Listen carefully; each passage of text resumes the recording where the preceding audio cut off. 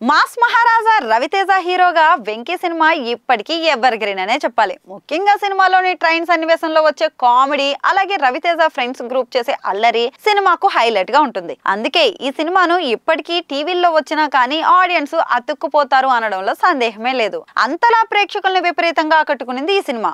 ఇదిలా ఉండగా ఈ సినిమాలో రవితేజ ఫ్రెండ్స్ గ్రూప్ లో ఒక కమేడియన్ మనల్ని కడుపుబ్బా నవ్వించి ఇప్పుడు అత్యంత దారుణమైన పరిస్థితిలో ఉన్నారు. నడవలేని పరిస్థితుల్లో ఆయన చూసి అభిమానులు కన్నీటి పర్వంతమయ్యారు. మరి ఆ కమేడియన్ ఎవరు, ఏం జరిగింది అనే విషయం ఇప్పుడు చూద్దాం. వెంకీ సినిమాలో రవితేజతో ఉన్న ఫ్రెండ్స్ గ్రూప్ లో కమేడియన్ రామచంద్ర గురించి పరిచయాలు అవసరం లేదు. ఈ సినిమాలో తన కామెడీతో అందరినీ నవ్వించాడు.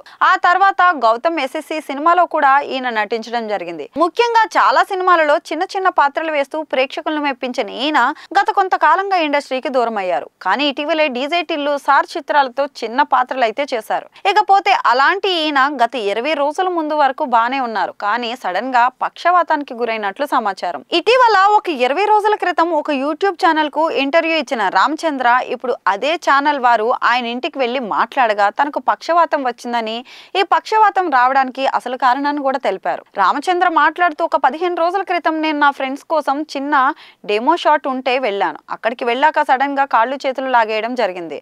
నాకు హెల్త్ బాలేదని చెప్పి షూట్ నుంచి వచ్చేసాను. 2 రోజుల తర్వాత డాక్టర్ దగ్గరికి వెళ్ళి స్కాన్ చేస్తే పెరాలసిస్ అని చెప్పారు. అప్పటికే అది అటాక్ అయిందట. బ్రెయిన్ లో మొదట ఒక క్లాట్ వచ్చిందని చెప్పారు. ఆ తర్వాత 2 క్లాట్స్ ఉన్నాయని చెప్పారు.